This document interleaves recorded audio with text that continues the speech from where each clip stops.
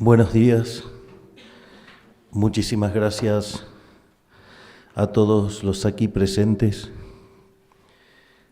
Me siento verdaderamente honrado en tener la posibilidad de estar exponiendo en esta prestigiosa casa de estudios. Básicamente, la idea de hoy es hablarles sobre lo que estamos haciendo en Argentina y básicamente dar los fundamentos de lo que en algunos lugares se está denominando como el milagro argentino. La primera parte, lo que voy a plantear es los tres mitos en términos de política económica que hemos derribado, como una suerte de conclusiones preliminares antes de empezar acerca de cómo lo hicimos.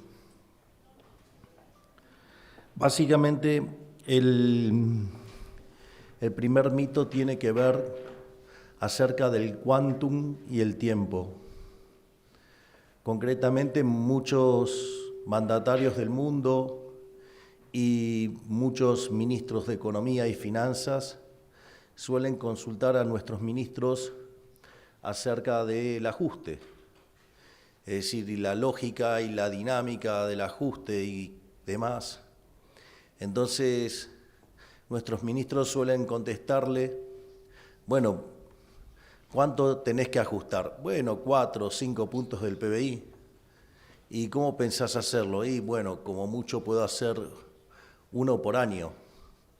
Entonces, nuestros ministros le contestan, ¿y por qué no 5 en un mes? O sea, un ajuste de 5 puntos del PBI en un mes. Dice, no, eso es imposible. Bueno, eso es lo que hicimos nosotros. En el primer mes de gestión pusimos en orden las cuentas públicas, cerramos el déficit del Tesoro Nacional, que eran cerca de 5 puntos del PBI. Después, cuando describa, voy a mostrar la grave de la situación, porque en estricto rigor, la primera etapa del ajuste fueron 7 puntos del PBI. Además, con lo cual eso violenta todas las definiciones de quantum y tiempo. Pero no solo eso, sino que además, para evitar la hiperinflación no alcanzaba con ajustar el déficit del Tesoro Nacional. Teníamos un déficit cuasi fiscal, es decir, el déficit del Banco Central, que era el doble del que teníamos en el Tesoro Nacional, es decir, teníamos un déficit de 10 puntos del PBI. Y esto era tremendamente complicado porque, aún habiendo hecho el ajuste fiscal, eso no aseguraba que pudiéramos evitar la hiperinflación. En ese sentido, empezamos a trabajar en la hoja del Banco Central y lo que también parecía imposible de arreglar, a los 6 meses terminamos con el déficit cuasi fiscal. Por lo tanto, podríamos decir que en el lapso de 6 meses hicimos un ajuste fiscal de 15 puntos del PBI, que obviamente todo el mundo consideraba que eso era imposible. La otra característica o el otro mito que derribamos fue que si Argentina hacía un ajuste de esta magnitud, inexorablemente caería en una gran depresión. Argentina, con ajustes de la mitad del que hicimos nosotros, tuvieron caídas de por lo menos de 15 puntos del PBI, o sea, caídas del 15%. Y en ese sentido, la realidad es que nosotros no teníamos credibilidad, no las teníamos porque Argentina era un defaulteador serial, porque básicamente yo era un outsider, no tenía pergaminos en la función que me avalaran en lo que quería hacer y por lo tanto tampoco tenía reputación. Y ustedes saben que aun cuando estuviéramos bajo expectativas racionales, si nosotros hacemos un apretón monetario de estas características, digamos, dado que no habría credibilidad, no habría reputación, la contracara de esto sería una violenta caída del PBI, con lo que implicaba eso en términos de actividad, de empleo y equilibrio social. Sin embargo, a diferencia de lo que todos esperaban, nosotros, si tomamos lo que ha pasado con el PBI de hecho venía cayendo desde el año anterior y básicamente nos dejó el gobierno anterior un arrastre estadístico que implicaba una caída de cerca de 3%. Cuando ustedes toman el promedio del PBI a lo largo del año, da 1,5% de caída, pero si ustedes se focalizan con lo que pasó a partir del mes de abril, la economía argentina empezó a expandirse. Y no solo que se empezó a expandir, sino que hasta el mes de diciembre lo hizo al 10%, y cuando tomamos la estimación mensual de la actividad económica, que es una proxy del PBI en frecuencia mensual, el PBI de diciembre del 24 terminó 6% por encima del PBI que teníamos en el año 2023. Es decir, que logramos hacer un ajuste de 15 puntos del PBI y que la economía además creciera 6%. Obviamente que la contracara también fue una abrupta caída de la inflación. Si tomamos la inflación mayorista, que es la que menos distorsión tiene y que siempre se adelanta, digamos, pasó del 54% mensual, que algo, digamos, como en términos anualizados sería 17.000, a una inflación de menos del 1% mensual, que en términos anuales estaríamos en términos más o menos del 10%. Es decir, con lo cual además exterminamos la inflación. Y mientras que todo el mundo esperaba que el desempleo volara, no pasó eso, y que la pobreza fuera a niveles estratosféricos. Nosotros cuando llegamos, el sinceramiento implicó ver un salto de la pobreza del 57%, pero el año terminó en 35%, es decir, el 22% de la población salió de la pobreza. Es decir, en un año sacamos de la pobreza a 10 millones de seres humanos. Vaya que ahí también derribamos otro mito.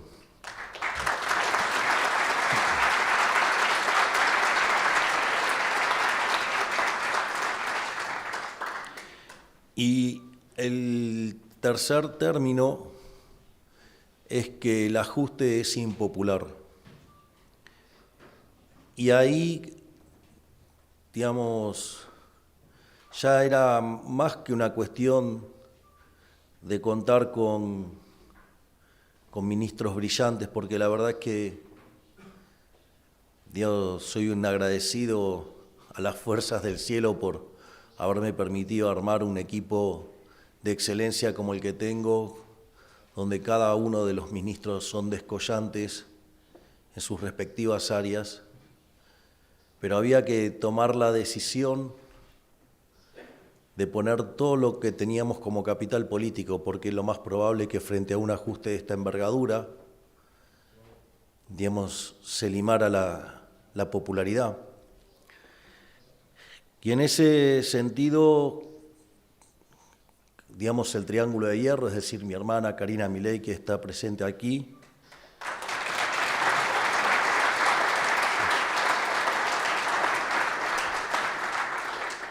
mi máximo asesor, Santiago Caputo,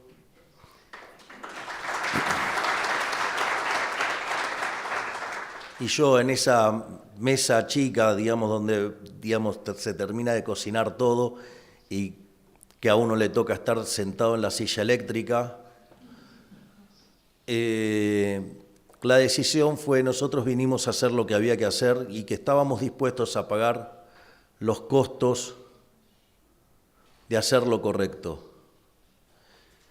De hecho, preferíamos que nos echaran a patadas por hacer lo correcto a terminar volando por los aires por no hacer lo que había que hacer y tener que arrepentirnos toda la vida por no haber hecho lo que siempre dijimos que teníamos que hacer.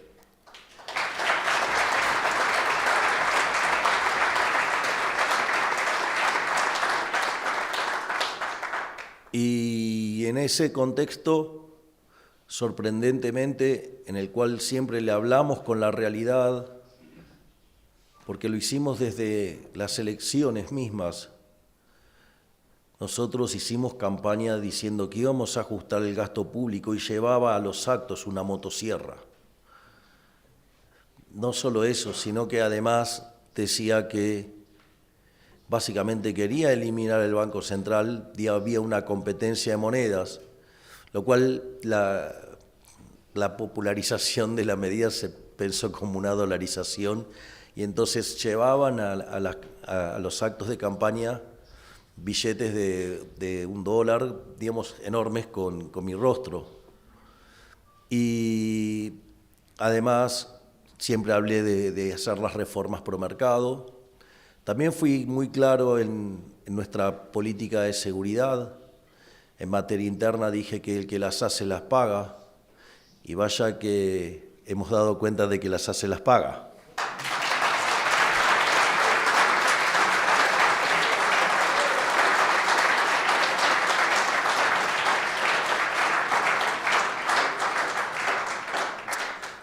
Quiero decir que no tengo ningún mérito en que la justicia definitivamente haya obrado acorde a la República. Es todo mérito del Poder Judicial, de la Corte Suprema.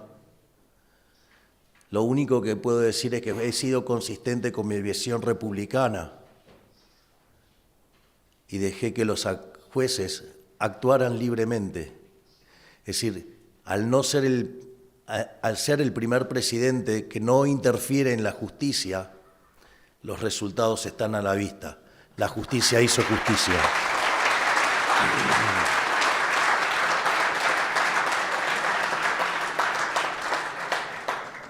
Y también fui claro en la política internacional, me declaré a favor de la paz, a favor del libre comercio, y desde el primer momento definí claramente quiénes eran o quiénes yo pretendía que fueran mis aliados. Y esos aliados que yo dije que iba a abrazar son los Estados Unidos y Israel.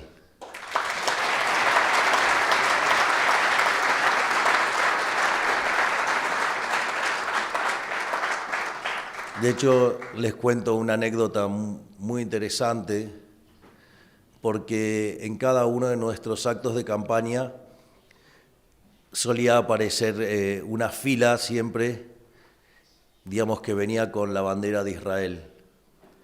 Hay casos más emblemáticos porque, digamos, fueron banderas muy grandes, como el caso de Mendoza o como el caso, digamos, de lo que fue Santa Fe, que verdaderamente eran muy grandes las banderas y que en la camioneta en la cual me movía, digamos, la íbamos llevando.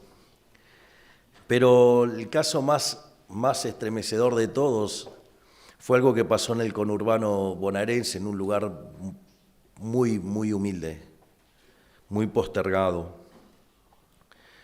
Y es una bandera que me regaló un chico, hecha sobre un paño blanco, con las 2 barras azules y con la estrella hecha a mano. Obviamente no es como las otras, pero tiene tanto sentimiento, así es que nadie se debería sentir engañado por mi política internacional.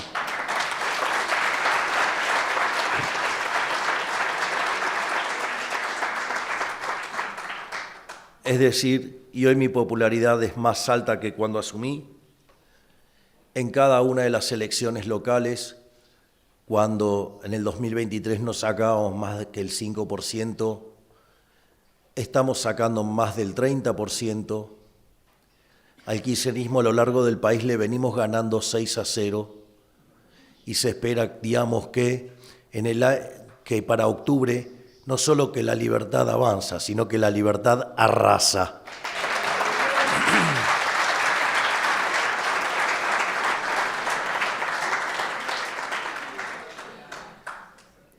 Dicho esto, que son todos los mitos que hemos derribado y... gracias.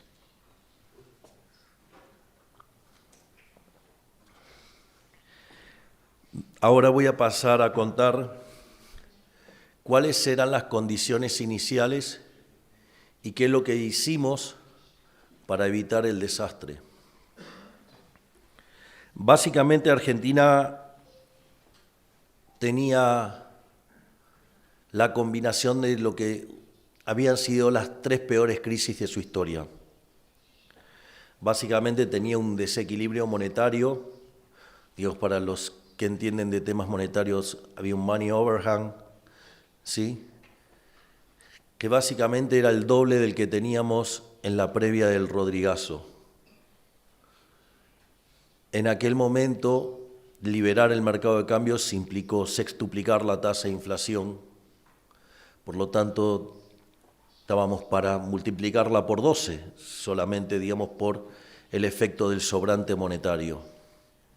Imagínense que veníamos con tasas de inflación arriba del 200% en el consumidor, por lo tanto, imagínense que nos hubiéramos ido muy rápidamente a tasas de inflación del 2.500% anual.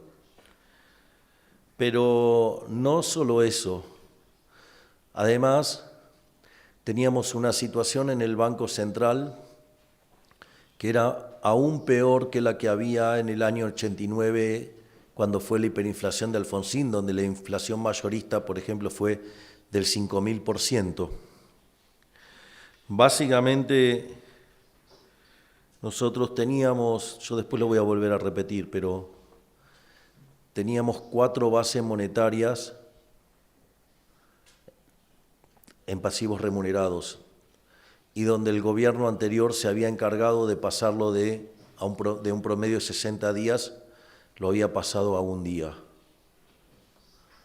Es decir que se podría haber quintuplicado la cantidad de dinero en un solo día. Esa es una de las tantas bombas que dejaron.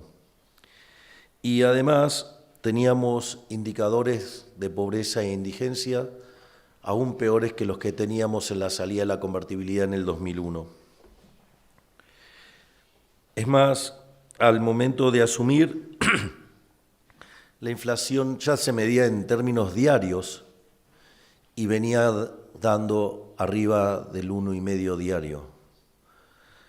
Es más, la inflación, si bien la inflación al consumidor dio 25%, la inflación en mayoristas, que es la que siempre se adelanta, dio 54%.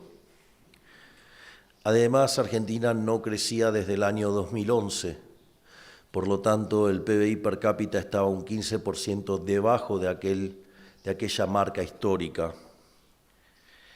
Como si fuera poco, con el control de cambios había una brecha cambiaria del 200%, es decir, la relación entre el tipo de cambio paralelo y el oficial era de 3-1.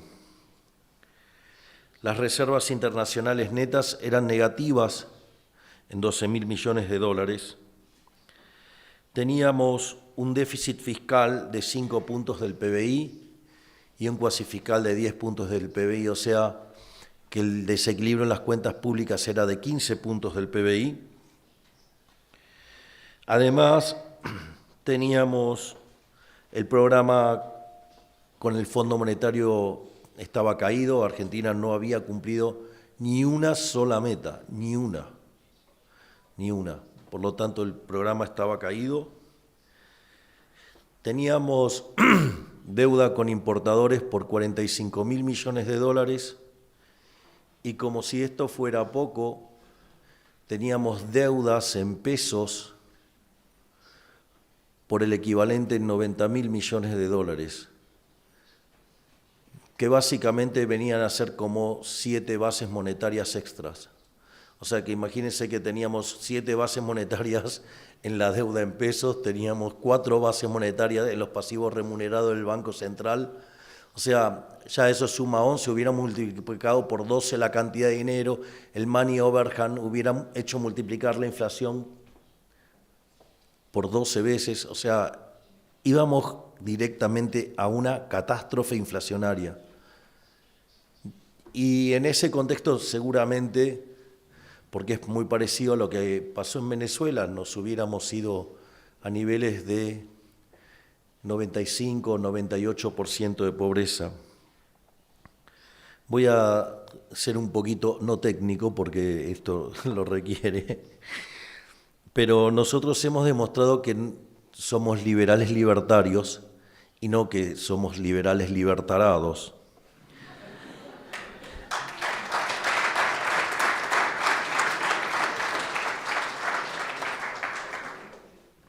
Hago la mención porque algunos anarcocapitalistas radicalizados me acusan de comunista. Básicamente porque no cerré el Banco Central, que lo podría haber hecho el primer día.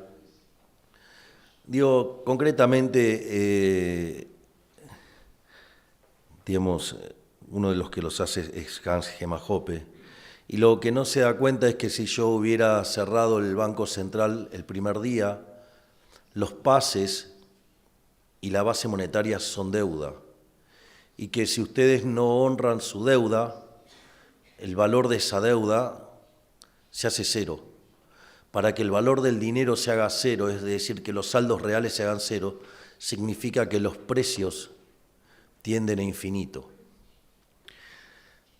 Lo señalo porque, digamos, uno tiene el marco normativo y trata, digamos, cada vez parecerse más a ese marco normativo, pero a veces no es tan fácil, a veces demanda tiempo.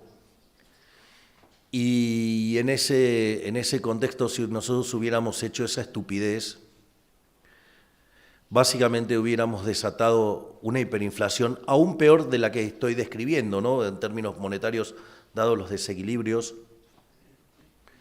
Y si hubiéramos hecho eso, seguramente, digamos, los peronistas hubieran empezado con los saqueos y todo ese tipo de maquinaria que manejan a la perfección y probablemente, digamos, nos hubieran destituido. Hoy yo no estaría acá en este rol de presidente de la Argentina. Argentina se parecería muchísimo a la peor versión de Venezuela y seguramente usarían nuestro caso como un caso donde las ideas de la libertad fallaron.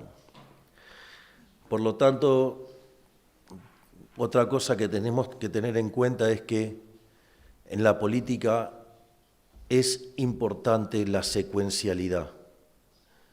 Es decir, tenemos que tener claro a dónde queremos ir, pero tenemos que tener todo el tiempo el modelo de equilibrio general intertemporal en la cabeza y tener en cuenta no solo lo que pasa con la economía, sino cuáles son las interacciones con la política y el equilibrio social.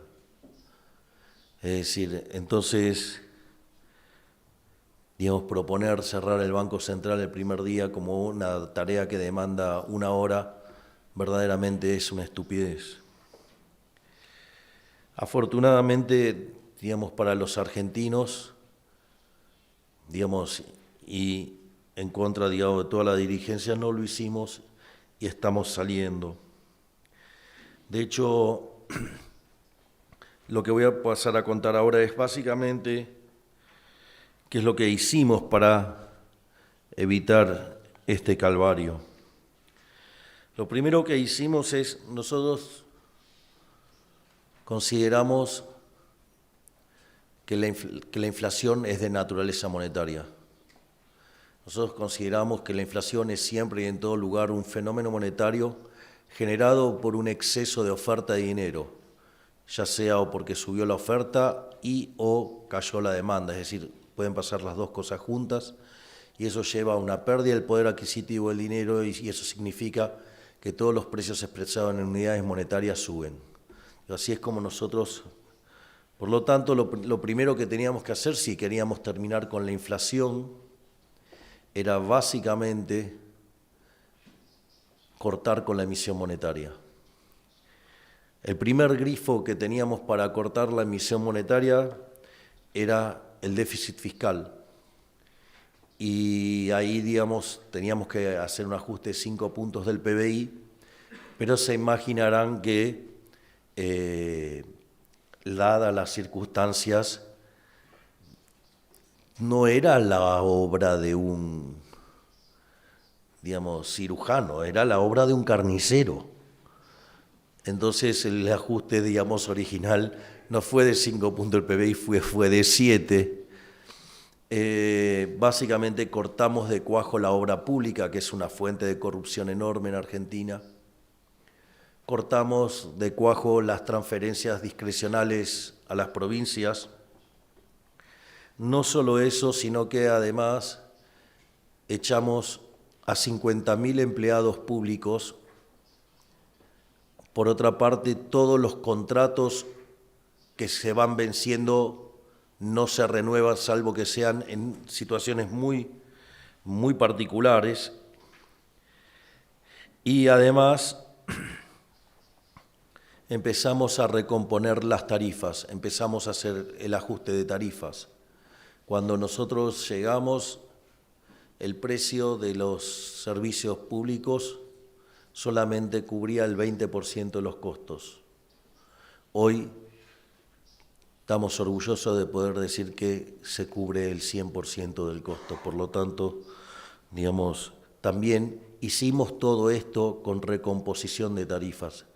Es decir, lo interesante de este programa de estabilización es que nunca violentó el derecho de propiedad. Se respetó la deuda del Banco Central. En otros momentos se hicieron y se aplicaron plan Bonex. Nosotros, digamos, hemos honrado esa deuda, no hemos violentado el derecho de propiedad. No solo eso, no hemos aplicado controles de precios. No solo eso, sino que además nunca le mentimos a la gente haciendo el ajuste de las tarifas antes y y lanzar el programa de estabilización después. Lo hicimos durante el propio programa. Por eso, digamos, la baja en la tasa de la inflación en el indicador minorista, o sea, en el precio del consumidor, es más lenta. No solo eso, tampoco fuimos al atajo de fijar el tipo de cambio. Y a pesar, digamos, de todo eso, hoy la tasa de inflación ha bajado mucho más rápidamente que el programa más exitoso en la historia argentina, que fue la convertibilidad. Si ustedes toman la inflación en dólares, es decir, corrigen por el crawling peg que teníamos, básicamente van a ver que la inflación en dólares bajó muchísimo más rápido. Es decir que, en términos de estabilización, el programa diseñado por Toto Caputo, Santiago Bausili y todo el equipo es mejor que el programa de convertibilidad que había diseñado Domingo Cavallo. A su vez,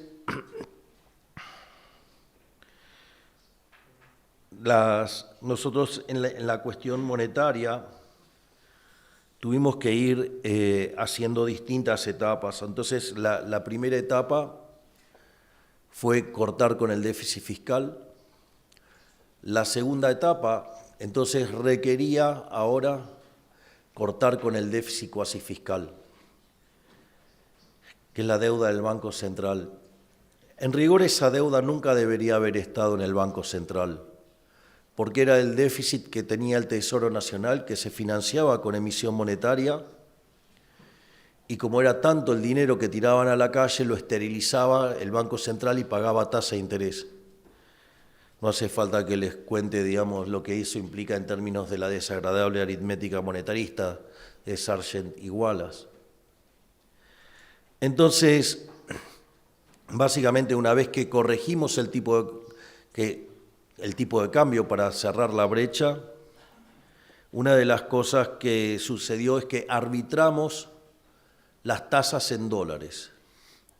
Y eso tuvo un efecto de que, si bien las tasas en dólares eran positivas, en pesos, en términos reales, era negativa. Y eso permitió, en parte, licuar la deuda en pesos, aun cuando se mantuvieran retornos positivos en dólares, y al tiempo que en el Tesoro seguíamos mostrando equilibrio fiscal, nos permitió ir pasando la deuda desde el Banco Central al Tesoro Nacional, y en 6 meses terminamos de limpiar el balance del Banco Central. Pero una vez concluida esa parte, nosotros pasamos a un programa, como tuvimos un ataque especulativo, nos dimos cuenta que estábamos cometiendo un error con la política monetaria, y era que estábamos comprando dólares. Y nosotros, originalmente, y de manera equivocada, creíamos que esa compra de dólares estaba acompañada de demanda de dinero. Digamos, en general, digamos, cuando ustedes tienen un tipo de cambio fijo o tienen un crawling peg, con lo cual, digamos, sigue ese sendero, lo cual es una forma, digamos, de fijarlo también, digamos, pero que le permiten saltitos. Nosotros comprábamos muchísimos dólares, que además los usamos para pagar deuda. Para que más o menos tengan una idea, es la primera vez que en la historia de Argentina que Argentina paga en un año 45.000 millones de deuda. O sea, bajamos la deuda en 45.000 millones de dólares. De hecho, la relación deuda-producto de Argentina pasó de niveles del 90% a niveles del 40%. Pero esta situación hizo que básicamente nosotros comprábamos los dólares e inyectábamos pesos, pero claro, como había control de capitales, no es que en rigor a mí me estaban comprando pesos. Es decir, como yo, digamos, tenía la restricción de liquidar las exportaciones, no es que me estaban comprando pesos. En realidad me vendían dólares porque estaban obligados. Eso que, digamos, en un mercado libre, digamos, la operación es el espejo una de la otra, con control de capitales no. Y eso hacía que nosotros estuviéramos emitiendo dinero de más. Y eso hacía que la inflación tardara en bajar, lo cual a mí, digamos, me generaba una situación bastante... Se imaginarán que no le tengo mucho apego a la inflación. Y ahí nos dimos cuenta que eso era un error, que nosotros mismos estábamos dándole combustible a la inflación. Entonces pasamos a lo que fue el programa de emisión cero, es decir, base monetaria cero. Y como básicamente estábamos obligando a los exportadores a liquidar, entonces comprábamos los dólares, pero por otra ventana devolvíamos, digamos, en el mercado, y entonces, para más o menos que se pareciera en algo a un mercado libre. No es que estábamos saliendo a controlar el tipo de cambio, no, o sea, digamos, mi obsesión era que no creciera la cantidad de dinero. Y así es que la base monetaria amplia, digamos, está fija desde el año pasado. Y si uno considera que los rezagos de la política monetaria en Argentina son entre 18 y 24 meses, yo hoy les puedo asegurar que para mitad del año que viene en Argentina la inflación habrá sido una mala historia, pero que se terminó.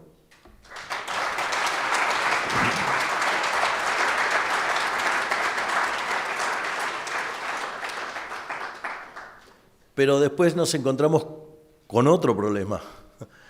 Como verán, la política económica todo el tiempo resuelve problemas. Entonces lo que lanzamos fue la idea de la dolarización endógena, es que la gente pudiera usar en sus transacciones cualquier moneda. Es decir, para pagar, para comprar, digamos, para vender, digamos.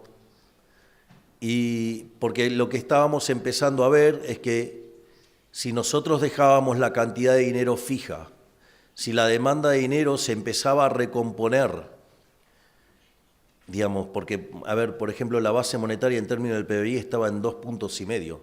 Históricamente, la base monetaria en Argentina tiene pisos de 8, 9% y techos de 15%. Entonces, claramente, hay un problema de muy poco dinero en la economía. Y además, la economía está creciendo. Entonces, evidentemente, se iba a generar un fuerte exceso de demanda de dinero.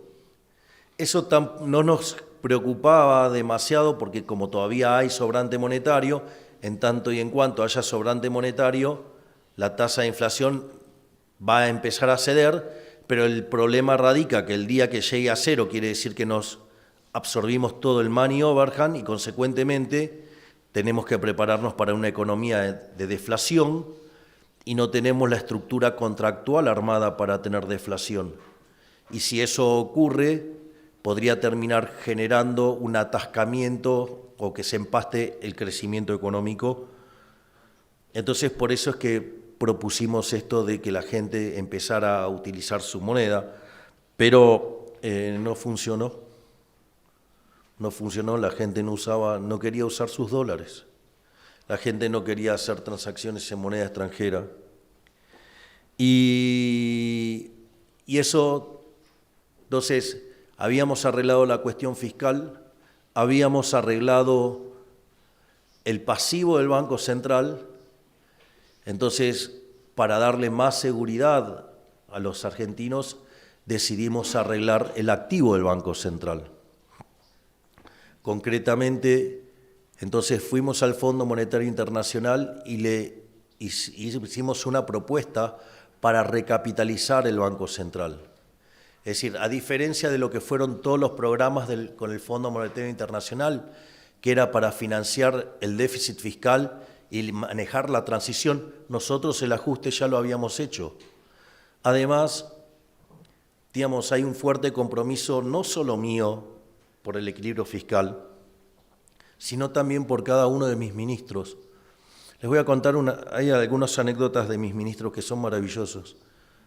Por ejemplo, un día Toto Caputo, el ministro de Economía, tenía que salir de la reunión porque estaba en algunas negociaciones y entonces yo le digo al resto de los ministros, digo, este hombre está haciendo un esfuerzo enorme, estamos haciendo un ajuste fiscal enorme, los que nos va a mantener adentro de la administración es el equilibrio de las cuentas públicas, así es que le pido que vayan pensando un ajuste de 10% extra sobre cada uno de sus ministerios. Lo más sorprendente es que cuando fui a la reunión de gabinete posterior, todos me habían traído sus PowerPoint con sus ajustes. Es decir, eso es maravilloso, tengo todos los ministros, digamos, alineados con mantener el equilibrio fiscal. Esto, digamos, es pocas veces visto. Es decir, en general los ministros suelen gastar y el malo de la película es el ministro de Economía. Yo no sé si es porque, digamos, a mis ministros actuales no les gusta gastar o porque saben que no se la van a tener que ver con el ministro, sino que se la van a tener que ver conmigo.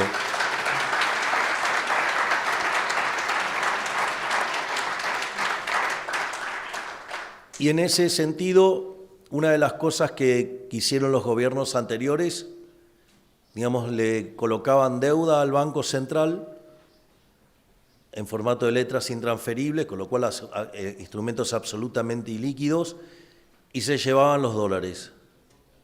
O sea, y si ustedes se fijan, si el valor, digamos, si los saldos reales de largo plazo tienen que tender a cero, o sea, la condición de transversalidad es cero, es decir, yo puedo llegar a, supongamos que lo pongo en un T grande, después lo hacen todo lo grande que quieran, pero si los saldos reales tienen que ser cero, o son cero porque M es cero, o porque P tiende a infinito. Entonces, entonces eso, ¿qué es lo que hace? Cuanto más dañado está el balance del Banco Central, el nivel de precios que hacen los saldos reales ceros es cada vez más alto. Entonces, si ustedes toman la línea que une los precios actuales con ese nivel de precios que cierra la condición de transversalidad, le da implícita la tasa de inflación a la cual viajaba la economía argentina. Por lo tanto, en la medida que recompusiéramos el balance del Banco Central, el índice de precios para hacer cero es cada vez menor. Y en ese sentido es que fuimos y recompusimos el balance del Banco Central. Nosotros calculábamos que necesitábamos para esa operación 12.000 millones de dólares y poder abrir el cepo. Como tanto Toto como yo somos muy aversos al riesgo, aunque no parezca, pero la silla eléctrica corrige algunos comportamientos. Y en ese sentido dijimos, bueno, vamos a decir que si nos dan 15.000 millones de dólares salimos, así teníamos para tirar al mercado 3.000 millones de dólares.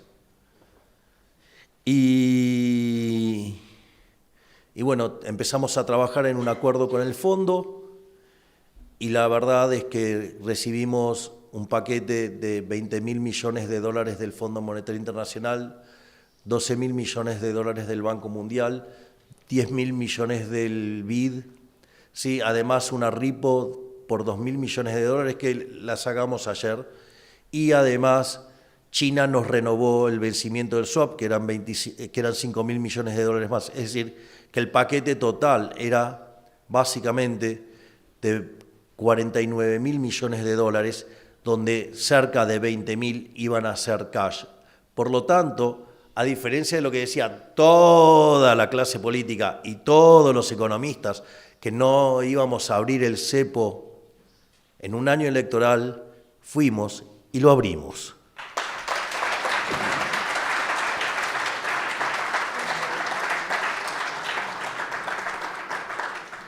Es más, al momento de abrir el cepo, nos dijeron que el tipo de cambio se iba a ir a la banda, al techo de la banda, que íbamos a perder un montón de dólares, que no lo íbamos a poder sostener, que la inflación iba a saltar a niveles del 5 o 7% y que se iba a quedar estacionado en esos niveles.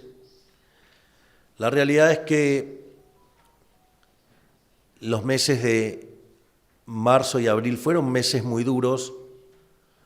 Durante el mes de marzo, tanto en mi caso como en el equipo económico, dormíamos 4 horas por día, obviamente que los fines de semana después tratábamos de recuperar, y en los últimos 15 días dormíamos 2 horas por día, o sea, fue bastante duro todo ese proceso, pero todo el ruido político hizo que la demanda de dinero cayera y que la tasa de inflación saltara al 3,7, pero después, a diferencia de todos los que decían que se iba a ir a 5 y a 7, fue de 2,8 y hoy está saliendo el índice de precios al consumidor y la realidad es que si el número logra romper con claridad el 2%, puede ser que efectivamente, como dice uno de mis grandes ministros, que es Federico Sturzenegger,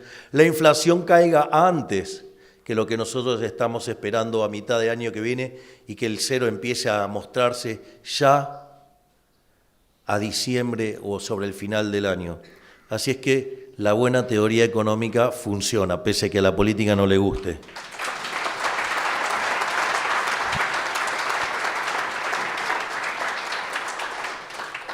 Hay una frase hermosa de un economista de Chicago que se llama Thomas Sowell, que originalmente era marxista, después se volvió libertario. Y dice, la primer ley de la economía es la escasez, es decir, no hay de todo para todos. Y la primera ley de la política es ignorar la primera ley de la economía.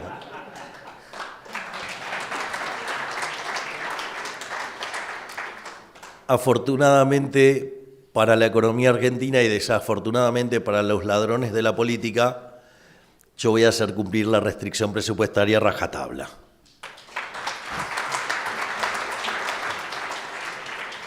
Y entonces, ahora tenía que empezar a funcionar la dolarización endógena. Y no funcionaba. La gente no sacaba los dólares del colchón, o de la caja fuerte, o de donde fuera. Y ahí es que hicimos un nuevo paso adicional, que es lo que se llama la reparación histórica de los ahorristas. En realidad, los argentinos no es que fugaban del sistema los dólares porque odiaban al país o algo por el estilo. En realidad, fugaban sus dólares para escapar del impuesto inflacionario. Es decir, a ustedes no pueden pretender que alguien, digamos, ahorre en helados de vainilla, digo porque es el gusto que me gusta a mí, digamos, en el medio del desierto del Sahara. Digo, les va a ir mal. El helado es justamente un bien que tiene tasa de interés negativa.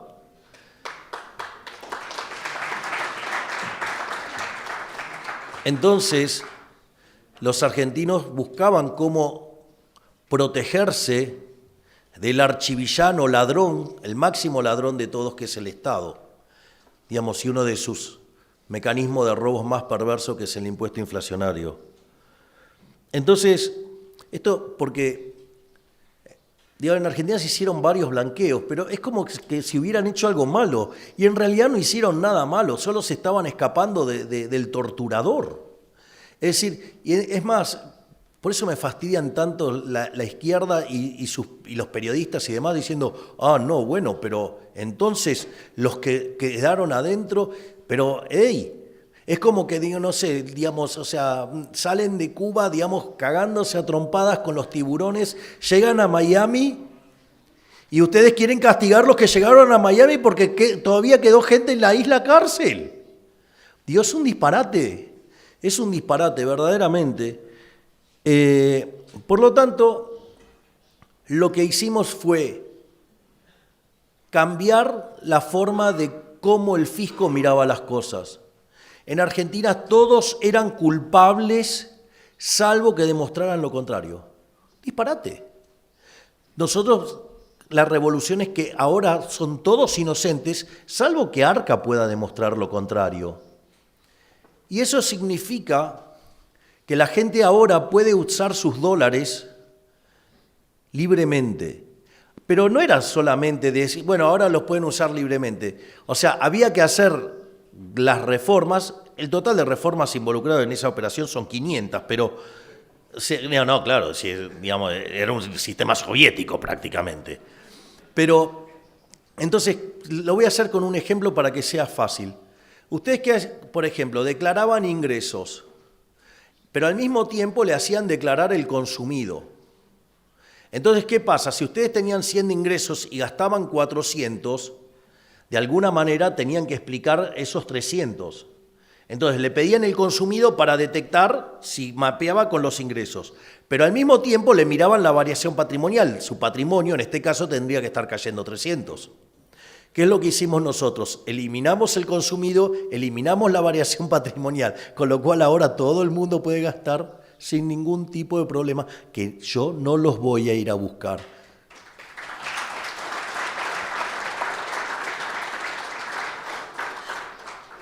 Y bueno, ahora eso parece que entonces está funcionando. Hasta $50.000 por mes pueden gastar libremente todo lo que se les dé la gana y nadie tiene que declarar nada. Y si quisieran gastar más, se tienen que adherir a un régimen que hace que además borre todas las operaciones vinculadas a eso, con lo cual no quede ninguna marca. Así es que se terminó, digamos, esta persecución del fisco, digamos, es decir, estamos castigando al ladrón, no al honesto. Y eso es lo que tiene que ver con lo monetario. Y otra cosa que va a ocurrir es que básicamente Argentina tiene el equivalente de 10 bases monetarias, digamos, fuera del sistema. Por lo tanto, la monetización la va a terminar haciendo los propios individuos. Es decir, igual, digamos, si ustedes toman un sistema de tipo de, miren, no importa sea tipo de cambio flexible, tipo de cambio variable, la cantidad real de dinero en la economía la determinan los individuos. Porque en realidad la demanda de dinero es un espejo de lo que ustedes hacen con el mercado de bienes.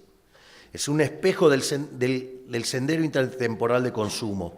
Pero, más allá de eso, cuando entonces el Banco Central determina la cantidad de dinero, lo único que hace es determinar el nivel de precios.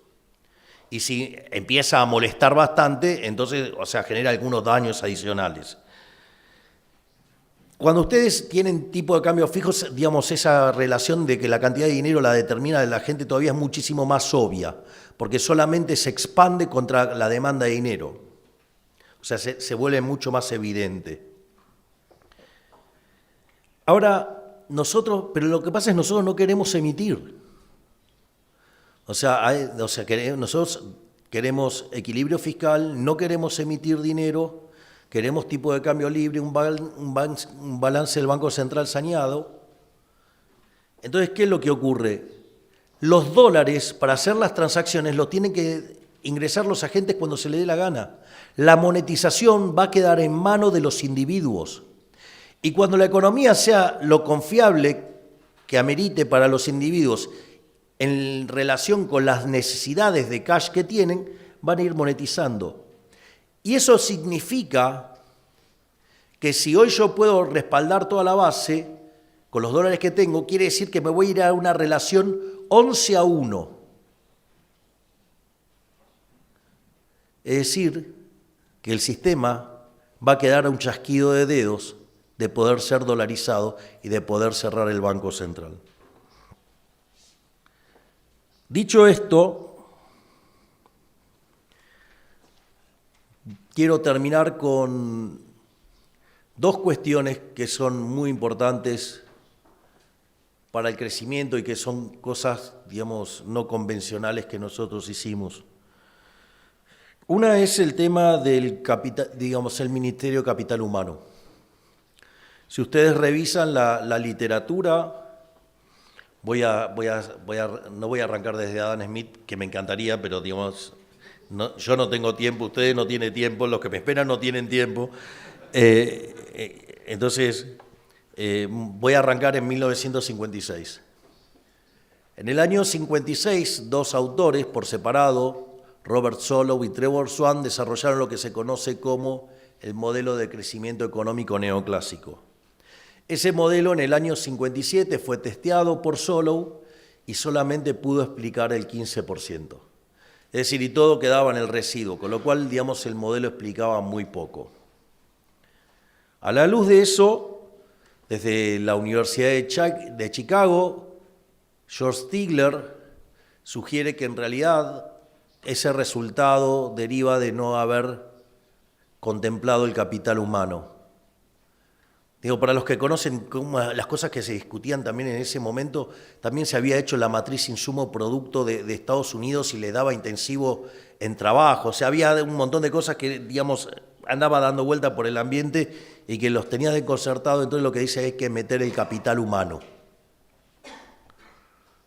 Y es que en ese sentido, a nivel microeconómico se desarrolla la teoría del capital humano con Gary Becker y a nivel, digamos, macroeconómico se desarrolla el modelo bisectorial de Usawa, que fue además tutor de tesis de Miguel Sidrowski, digamos, probablemente uno de los 5 economistas argentinos más importantes de la historia, que además Miguel era judío y venía a Israel, digamos, que traían chicos en colonias de vacaciones, y con eso se ganaba la vida. Y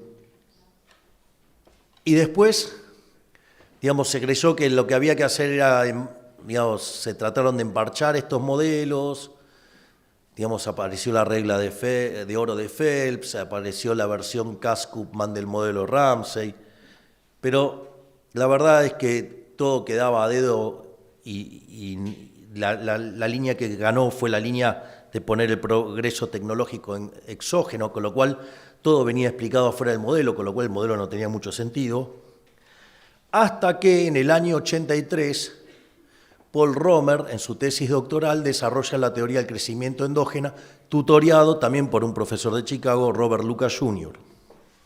Y en ese sentido aparece toda la discusión de crecimiento endógeno y el capital humano. Discusión que termina en el año 89, cuando Mankiw, David Romer y David Weil hacen un testeo empírico incorporando el capital humano y demuestran que 85% del crecimiento ahora podía ser explicado. Por lo tanto, digamos, si uno quiere crecer, le tiene que poner mucho al capital humano. Me parece que estoy en un lugar que justamente da testimonio de eso.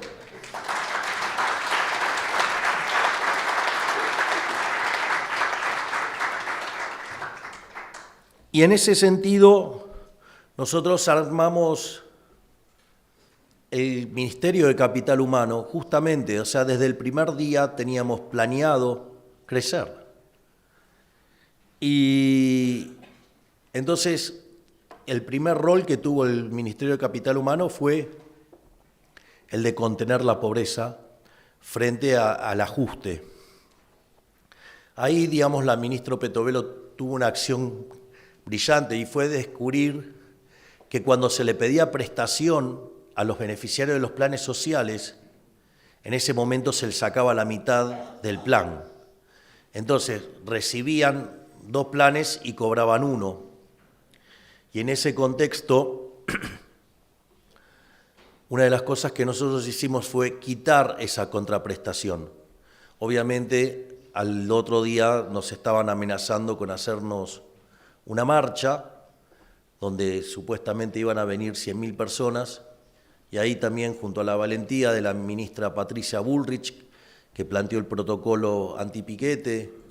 Piensen que Argentina tenía cerca de 9.000 piquetes por año, y el accionar del ministro de Transporte, de Infraestructura, Guillermo Ferraro, que usó toda la infraestructura para comunicar que el que corta no cobra, y que denunciaran a aquellos, digamos, gestores de los planes sociales que los extorsionaban, que hubo 18.000 denuncias.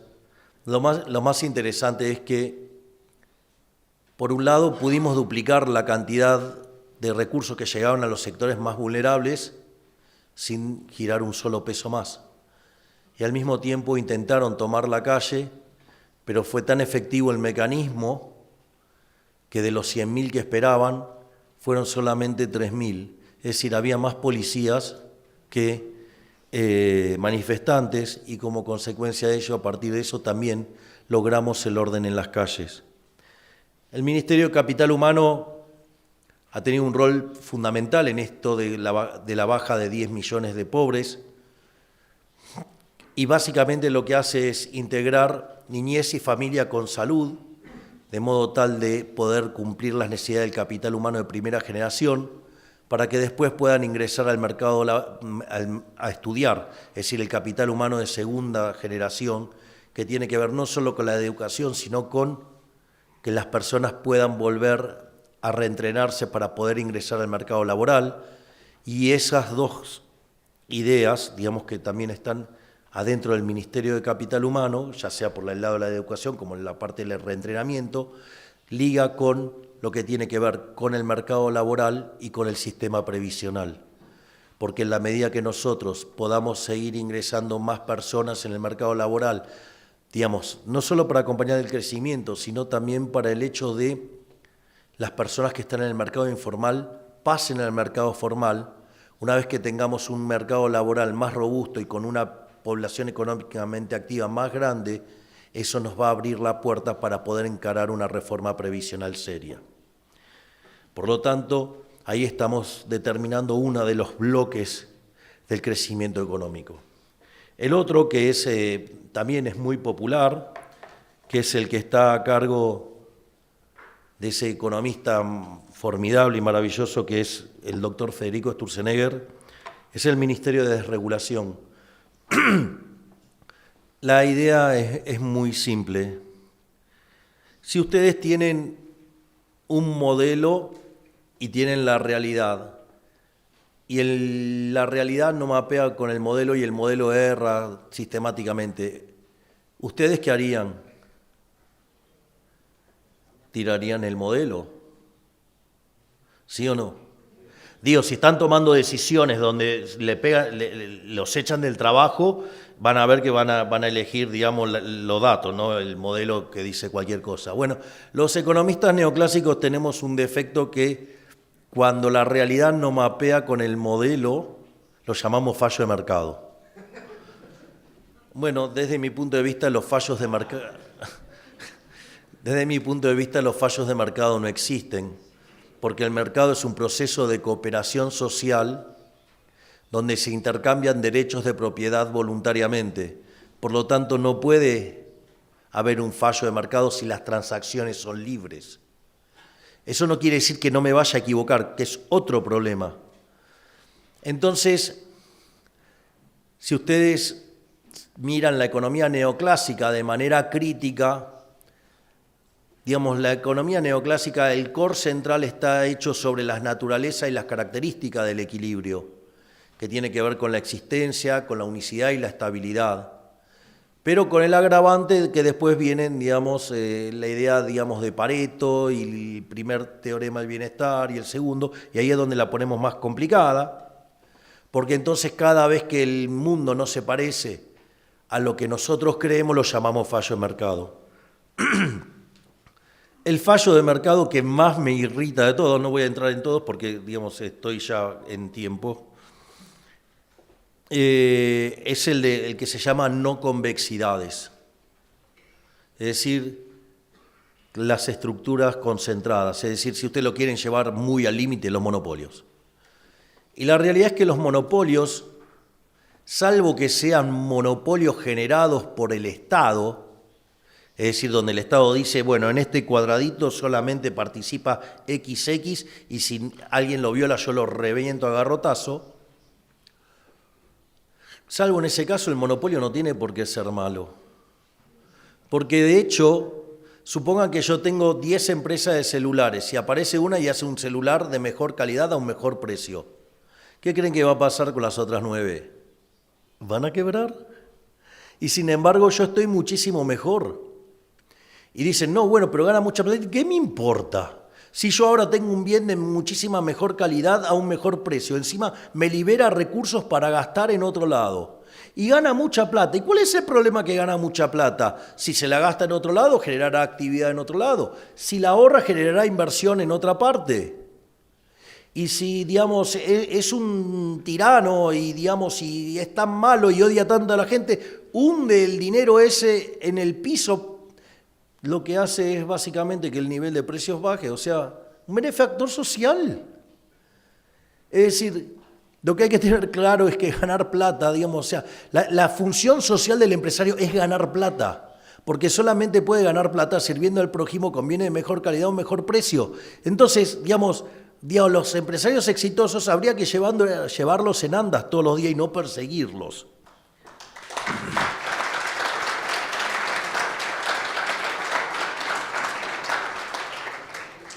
Y en ese contexto, ¿qué es lo que sucede? Como en la economía neoclásica, voy a poner hago un punto adicional.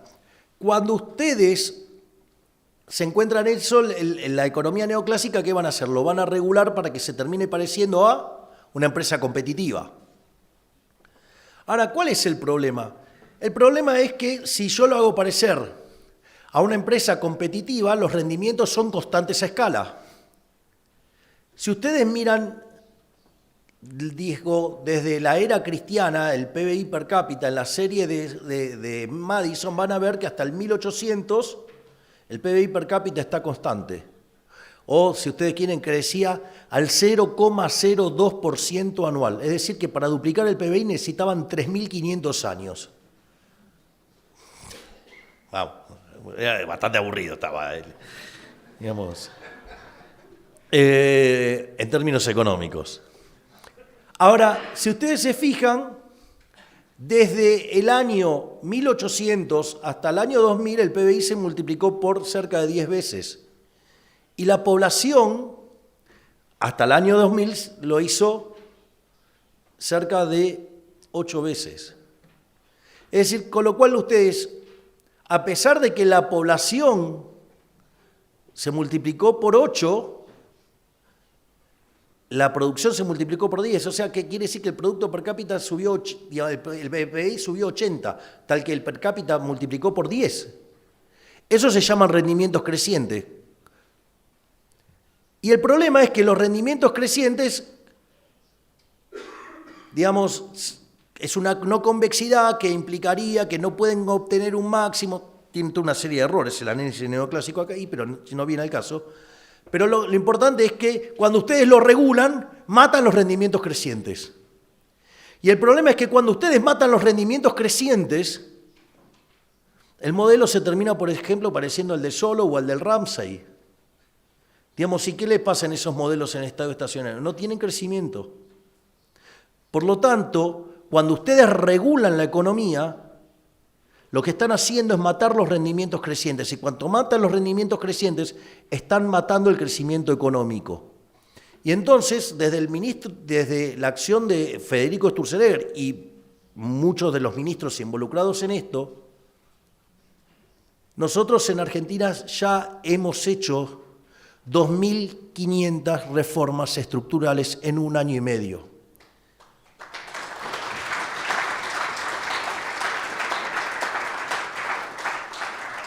¿Y esto por qué es importante? Porque yo les había contado que el programa de estabilización más exitoso de la Argentina, hasta el que hizo Toto Caputo, había sido el de la convertibilidad. Y básicamente hay un trabajo de Gerardo de la Paulera, Bossoli y Irigoyen que se llama Passing the Buck y muestra, digamos, compara todos los gobiernos de la historia argentina. Y el mejor gobierno de la historia es el primer gobierno de Menem, donde básicamente fue la convertibilidad más 100 reformas estructurales. Nosotros tenemos un programa de estabilización mucho más exitoso que la convertibilidad y 25 veces más de reformas estructurales. Por lo tanto, no tengo ningún pudor en decirle que somos el mejor gobierno de la historia. Muchísimas gracias.